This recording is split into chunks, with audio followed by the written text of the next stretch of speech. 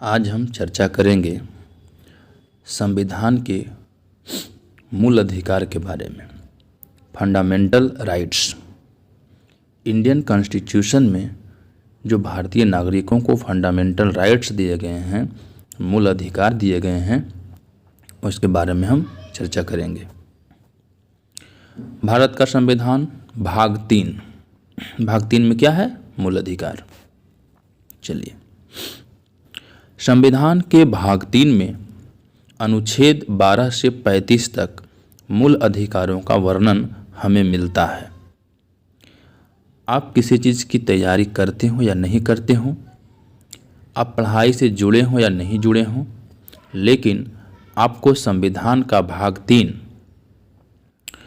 में जो अनुच्छेद 12 से 35 तक मूल अधिकार हमें दिया गया है संविधान के द्वारा, उसे जानना बहुत ज़रूरी है। इसे आप ज़रूर जानें, हर एक नागरिक, भारत का हर एक नागरिक। चलिए स्टार्ट करते हैं। संविधान के भाग 3 में अनुच्छेद 12 से 35 तक मूल अधिकारों का वर्णन हमें मिलता है। हमारे संविधान निर्माताओं ने हमारे लिए मूल अधिकार अमेरिका के संविधान से लिए हैं। संविधान के मूल अधिकार भाग 3 में हैं और संविधान के भाग 3 को भारत का मैग्ना कार्टा की संज्ञा दी जाती है। मूल अधिकार कहाँ पर है, किस भाग में है? भाग 3 में, और इसे कहा जाता है भारत का मैग्ना कार्टा। क्यों कहा जाता है, थोड़ा उसको भी जान लेते हैं। मैग्ना कार्टा इसलिए कहा जाता है क्योंकि अब से लगभग 800 वर्ष पूर्व 1200 ईस्वी में ब्रिटेन के महाराजा ने नागरिकों के लिए कुछ अधिकार पत्र दिए, जिसमें नागरिकों के अधिकार दिए। इतिहासकारों ने उन अधिकार पत्रों को मैग्ना कार्टा कहा है। तो भारत की जनता के लिए भी इन्हें, यानी जो कि हमारे संविधान में हमारे देश की जनता के लिए दिया गया है, इसे भी मैग्ना कार्टा की संज्ञा दी गई है। इतनी सी बात है। आगे देखते हैं। नागरिकों के अधिकारों के लिए जितना विस्तृत विवरण हमारे भारतीय संविधान में है, ऐसा दुनिया के किसी भी देश के संविधान में नहीं है, चाहे वो अमेरिका ही क्यों न हो। संविधान द्वारा हमें बिना किसी भेदभाव के हर व्यक्ति के लिए मूल अधिकार से संबंध में गारंटी दी गई है। संविधान के द्वारा हमें बिना किसी भेदभाव के हर व्यक्ति के लिए मूल अधिकार के संबंध में गारंटी दी गई है। मूल अधिकारों का मतलब होता है किसी भी देश की व्यवस्था बनाए रखना एवं राज्य के कठोर नियमों के खिलाफ नागरिकों की आज़ादी की सुरक्षा। ये अधिकार तानाशाही को रोकते हैं और कुल मिलाकर हम यह कह सकते हैं कि मूल अधिकारों का मतलब कानून की सरकार बनाना है, न कि व्यक्तियों की सरकार। यह मूल अधिकार नाम इसलिए दिया हुआ है क्योंकि इन्हें संविधान द्वारा सुरक्षा प्रदान है। संविधान द्वारा सुरक्षा प्रदान है। अगर हमें ये नहीं मिलता है, इसका हनन किया जाता है, तो हम सीधे सुप्रीम कोर्ट का दरवाज़ा खटखटा सकते हैं, सुप्रीम कोर्ट तक पहुंच सकते हैं अपने मूल अधिकार को लागू करवाने के लिए।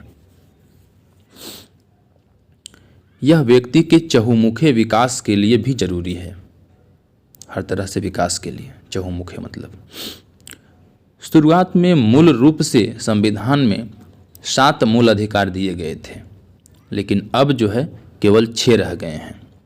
देखते हैं कौन कौन से मूल अधिकार हैं। पहला, समता का अधिकार।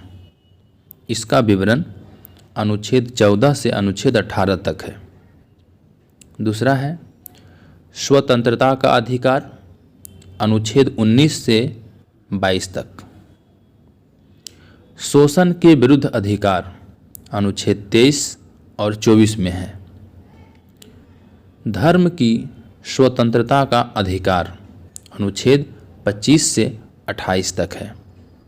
संस्कृति और शिक्षा संबंधी अधिकार यह अनुच्छेद 29 और 30 में है। छठा संपत्ति का अधिकार यह अनुच्छेद 31 में था। छठा संपत्ति का अधिकार यह अनुच्छेद 31 में था, अब नहीं है। सातवां संवैधानिक उपचारों का अधिकार यह अनुच्छेद 32 में है। इन 6 मूल अधिकारों पर हम एक एक अनुच्छेद करके एक एक अनुच्छेद को डिटेल में स्टडी करेंगे। नेक्स्ट वीडियो में हम एक एक अनुच्छेद को विस्तार से लाएंगे ताकि हम अपने अधिकारों को जान सकें थोड़े विस्तृत तरीके से। ठीक है। नोट,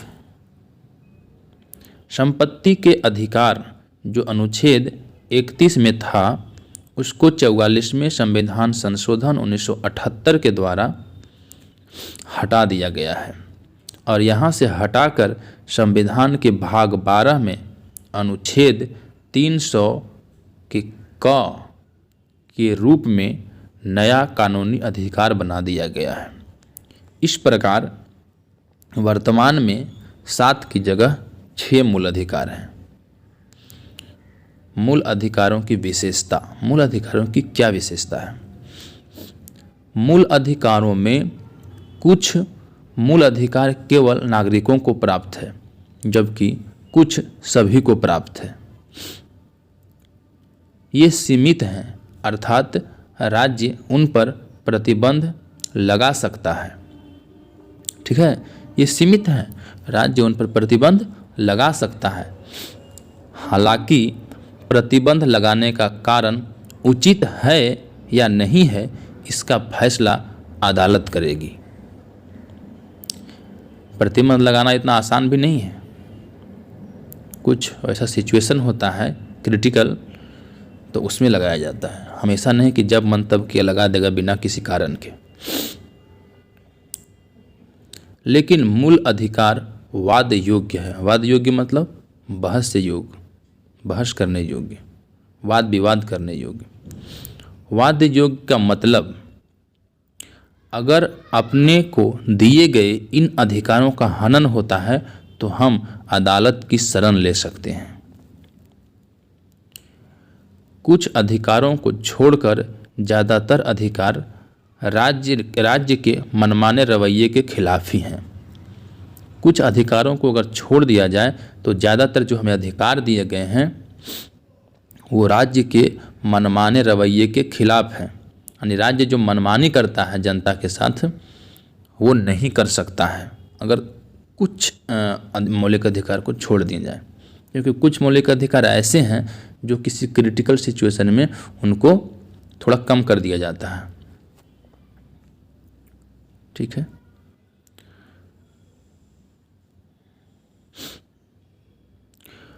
कुछ मूल अधिकार नकारात्मक विशेषता वाले हैं, जैसे राज्य के प्राधिकार को सीमित करते हैं, लेकिन कुछ अधिकार सकारात्मक हैं, जैसे व्यक्तियों के लिए विशेष सुविधाओं का प्रावधान। जब हम मूल अधिकार में देखेंगे तो कुछ ऐसे हैं जिनको कहा जाता है कि ये नकारात्मक बात है।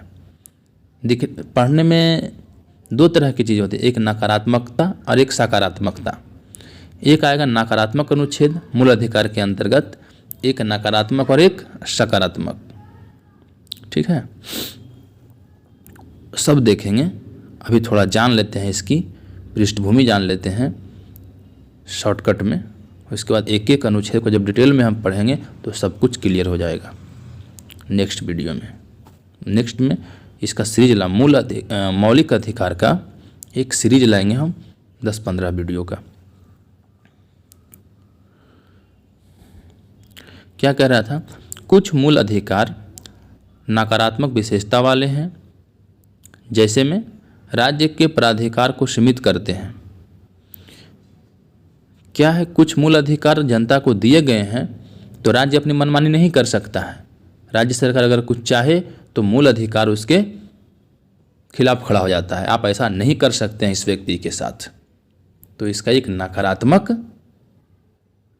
प्रभाव सरकारों के ऊपर देखने को मिलती है, इसीलिए इसे नकारात्मक विशेषता वाला कहा जाता है। लेकिन कुछ अधिकार सकारात्मक हैं, जैसे व्यक्तियों के लिए विशेष सुविधाओं का प्रावधान। अगर कुछ व्यक्तियों को, कुछ लोगों को उनको विशेष सुविधा की ज़रूरत है, कुछ व्यक्ति हैं जिन्हें विशेष सुविधा की ज़रूरत है, तो उन्हें सुविधा दिया जाएगा। इसके लिए राज्य सरकार बाधित है, उसको देना ही पड़ेगा। तो इसे कहा जाएगा सकारात्मक प्रभाव, व्यक्तियों के लिए सकारात्मक प्रभाव। कौन से नकारात्मक में आते हैं, कौन से सकारात्मक में आते हैं, क्यों नकारात्मक में आते हैं, क्यों सकारात्मकता में आते हैं, सबको डिटेल में हम देखेंगे। इन्हें उच्चतम न्यायालय द्वारा गारंटी व सुरक्षा प्राप्त है। किन्हें? मूल अधिकार को। ये अस्थायी नहीं है, संसद इनमें कटौती या कमी कर सकती है, लेकिन उसका कुछ सिचुएशन होता है। ऐसा ही नहीं जब मन तब कर देगी, नॉर्मल सिचुएशन में कुछ नहीं कर सकती है। राष्ट्रीय आपातकाल के समय अनुच्छेद 20 व 21 के अधिकारों को छोड़कर बाकी सभी अधिकारों को निलंबित किया जा सकता है। अगर देश में राष्ट्रीय आपातकाल लागू हो जाए तो अनुच्छेद 20 और अनुच्छेद 21 को छोड़कर बाकी सारे मौलिक अधिकार को निलंबित भी किया जा सकता है। एक बात और देखिए, यहाँ हम बार बार राज्य शब्द का उपयोग कर रहे हैं। यहाँ राज्य का अर्थ कोई क्षेत्रीय राज्य नहीं है, जैसे बिहार, झारखंड, इस तरह के राज्य की बात नहीं है, जैसे में दिया भी गया राजस्थान, हरियाणा, मध्य प्रदेश, बिहार आदि। यहाँ हम जो बार बार राज्य शब्द का प्रयोग कर रहे हैं, ऊपर जो किए हैं, इसका ये मतलब नहीं है कि कोई क्षेत्रीय राज्य के बारे में बात कर रहे हैं, जैसे हरियाणा, राजस्थान, मध्य प्रदेश, बिहार आदि, ऐसा कुछ नहीं है। तो फिर राज्य शब्द का मतलब क्या है संविधान में? यहाँ राज्य का अर्थ क्या है, इसके बारे में संविधान के अनुच्छेद 12 में स्पष्ट किया गया है। अनुच्छेद 12 में राज्य को ही परिभाषित किया गया है कि राज्य हम किसे कहेंगे, किसे राज्य कहेंगे और किसे राज्य नहीं कहेंगे। ठीक। भारत का संविधान भाग 3 मूल अधिकार की शुरुआत अनुच्छेद 14 से होती है, लेकिन इसकी शुरुआत अनुच्छेद 12 से ही चालू हो जाती है। ठीक है। अनुच्छेद 12 राज्य की परिभाषा। संविधान में जो राज्य शब्द यूज हुआ है वो राज्य का मतलब क्या है, किसे राज्य कहेंगे। अनुच्छेद 12 राज्य शब्द को परिभाषित करता है। इसके अनुसार राज्य में निम्नलिखित को शामिल किया जाता है, जैसे में पहला देखिए, विधायी अंगों की संघीय सरकार और संसद। विधायी अंगों की संघीय संसद और संघीय सरकार और संसद को क्या कहा जाएगा? राज्य कहा जाएगा। और देखिए दूसरा, राज्य विधानमंडल, राज्य जो विधानमंडल है उसे भी राज्य का दर्जा प्राप्त राज्य कहा जाएगा। सभी स्थानीय निकाय, स्थानीय निकाय के मतलब पंचायत समिति, नगर पालिका, जिला, इन सब को राज्य कहा जाएगा। और किसे? अन्य सभी वैधानिक और गैर संवैधानिक संस्थाएं आदि, जो भी संस्था कार्य कर रही है, जैसे कोई बड़ा स्कूल है, कॉलेज है, जो संस्था के रूप में कार्य कर रही है, चाहे वो संवैधानिक हो या सरकारी या गैर सरकारी, वो राज्य कहलाएगा। कोई भी संस्था है तो राज्य कहलाएगा, उसको राज्य कहेंगे। उच्चतम न्यायालय के अनुसार किसी भी प्रकार की निजी इकाई या एजेंसी जो राज्य की संस्था के रूप में काम कर रही है, वे सभी राज्य के अंतर्गत आती है, राज्य के अर्थ में उसका यूज किया जाएगा। अनुच्छेद 13, अनुच्छेद 12 क्या हुआ? राज्य की परिभाषा की व्याख्या करता है। राज्य की परिभाषा क्या है, किसे राज्य कहेंगे और किसी राज्य नहीं कहेंगे। अनुच्छेद 13 क्या करता है? विधि की परिभाषा को बताता है। ठीक है, देखते हैं। अनुच्छेद 13 विधि शब्द को परिभाषित करता है। विधि यानी कानून, लॉ, और कहता है कि अगर कोई ऐसा कानून जो मूल अधिकारों का हनन करता है, उच्चतम न्यायालय उन विधि या कानूनों को शून्य घोषित कर सकता है, उन कानूनों को निरस्त कर सकता है, उन कानूनों को खारिज कर सकता है। इसके अनुसार विधि शब्द में निम्नलिखित को शामिल किया गया है। देखिए, पहला, अस्थायी विधियां संसद या विधानमंडल द्वारा पारित की गई। दूसरा, अस्थायी विधियां राष्ट्रपति व राज्यपालों द्वारा जारी की गई। तीसरा, कार्यपालिका द्वारा दिए आदेश, अध्यादेश, नियम, अधिसूचना, ये सब विधि कहलाएंगे। अगला, विधि पर बल देने वाली कोई प्रथा। अगर कोई ऐसी प्रथा है, पारंपरिक प्रथा जो बहुत सालों से चली आ रही है, जिसको हटाना बहुत मुश्किल है, जो कोई प्रथा, कोई पारंपरिक पुरानी प्रथा हमारे समाज में ऐसी है, कुछ हैं ऐसे जिन्हें कानून के बराबर समझा जाता है, तो वो भी विधि कहलाएगी। ठीक है, ये हो गया मूल अधिकार का एक संक्षिप्त परिचय। इसमें जितने भी अनुच्छेद हैं 12 से 35 तक, एक एक अनुच्छेद का वीडियो हम चाहेंगे पूरे डिटेल में इसकी स्टडी करें, क्योंकि हर व्यक्ति को जानना चाहिए, जानना जरूरी है इसके उद्देश्य से, और तैयारी के उद्देश्य से, एग्जाम के उद्देश्य से तो वो काम में आ ही जाएगी। चलिए, ठीक है।